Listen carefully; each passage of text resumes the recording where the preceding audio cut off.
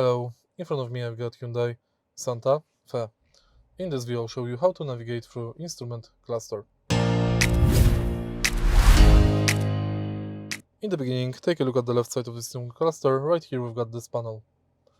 Press 2 pages button to change menu on the instrument cluster, and press and roll this button to navigate through current menu. Press the button to confirm or reset. Now let's take a look at the instrument cluster and let's see what we can find here. Firstly, we can find compass and navigation menu. Next, we can go to settings and go to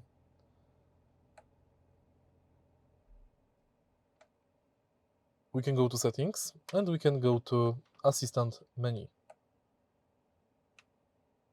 Settings are available on the screen display. In the end, we can go to trip computer when we can manage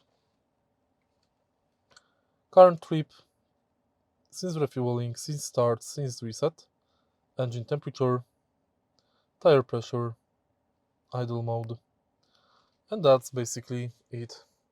If you find this video helpful, please leave like, comment and subscribe.